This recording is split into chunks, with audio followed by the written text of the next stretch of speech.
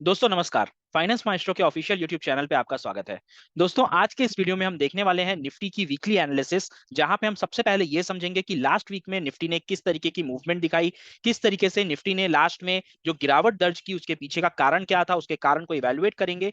क्या ये कारण हमें मंडे को और बड़ी गिरावट निफ्टी में दिखा सकता है, या फिर जो बुल रैली थी यहाँ पे इस बुल रैली को खत्म कर सकता है, या फिर ये बुल रैली कंटिन्यू रहने वाली है, और वो कौन से ऐसे फैक्टर्स होंगे जो इस बुल रैली को टर्मिनेट करने में या फिर कंटिन्यू करने में सपोर्ट करेंगे। चलिए बहुत ज्यादा वक्त नहीं बर्बाद करेंगे, सीधा चार्ट पे चलेंगे और चार्ट पे चल के डेली चार्ट वीकली चार्ट के ऊपर अपने निफ्टी के एनालिसिस को कंप्लीट करते हैं। तो दोस्तों यहाँ पे मैंने निफ्टी का डेली चार्ट लगा लिया है स्क्रीन पे, और डेली चार्ट में आप देख सकते हो यहाँ पे निफ्टी ने लास्ट डे एक इन्वर्टेड हैमर या shooting star candle kind of pattern बनाया हुआ है।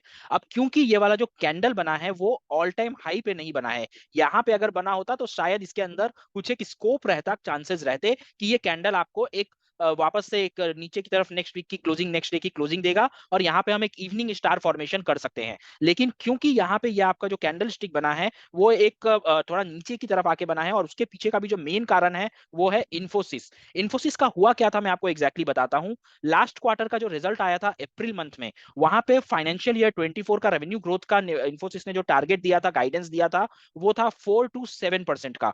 और इस क्वार्टर का जो रिजल्ट आया है अभी 2 दिन पहले, वेटनेसडे के दिन, थर्सडे के दिन रिजल्ट आया था।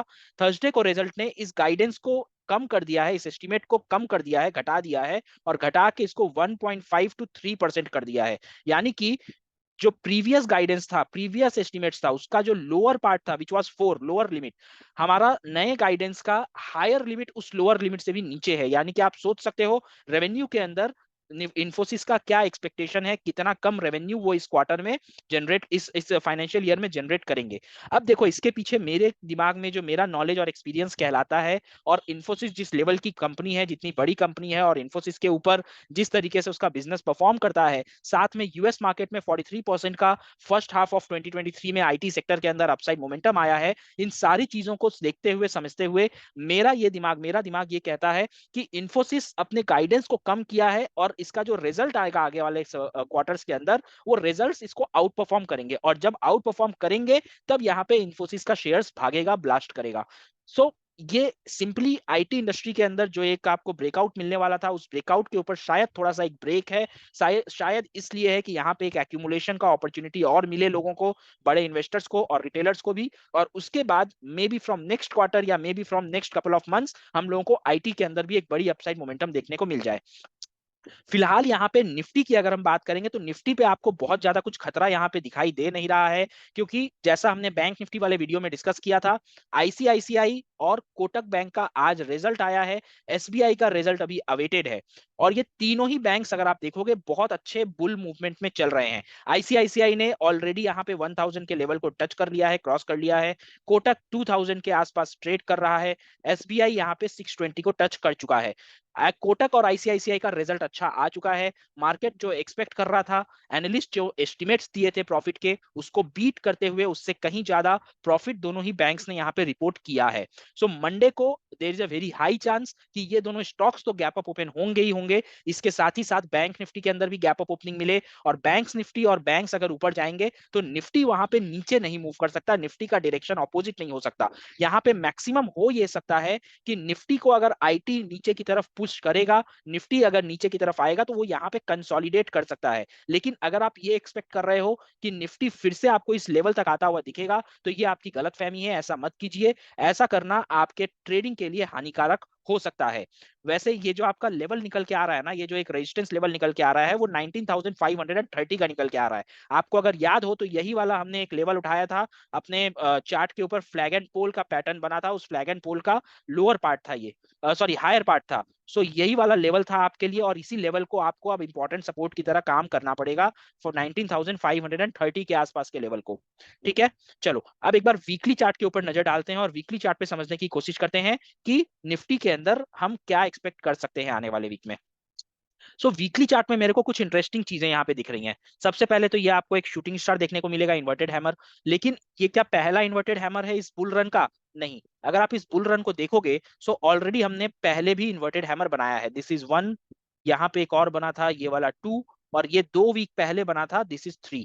ऑलरेडी 3 बार यहाँ पे इन्वर्टेड हैमर बन चुका है, लेकिन इसे फॉलो अप नहीं मिलता है। फॉलो अप का मतलब ये होता है कि इन्वर्टेड हैमर बनने के बाद अगले वीक का जो क्लोजिंग है वो इस टाइप का कुछ बड़ा रेड कैंडल का क्लोजिंग नीचे आके होना चाहिए, जो कि हो नहीं रहा है, जिसकी वजह से ये एक छोटा पुल बैक या रिकावट कहला रहा है इस पूरे बुल रन का।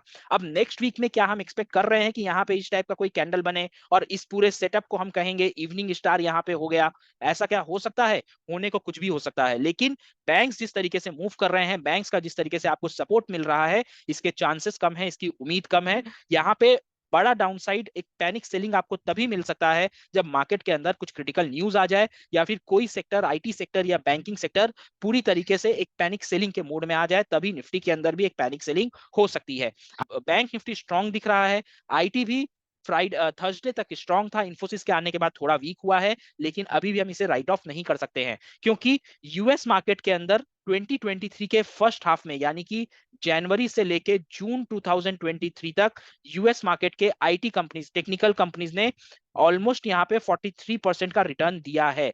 Where as Indian IT index अगर आप देखोगे तो प्रॉपर कंसोलिडेशन जोन में टिका हुआ है, यहाँ पे अभी तक हम लोगों को मूवमेंट मिली नहीं है। सो आने वाला जो 6 महीना है 2023 का, वो इंडियन आईटी कंपनीज के लिए बहुत इंपॉर्टेंट है, और there is a very high chance कि ये आईटी कंपनीज यहाँ से परफॉर्म करें, और अगर परफॉर्म करेंगे सो निफ्टी यहाँ पे ऊपर ही जाएगा, निफ्टी नीचे जाएगा नहीं।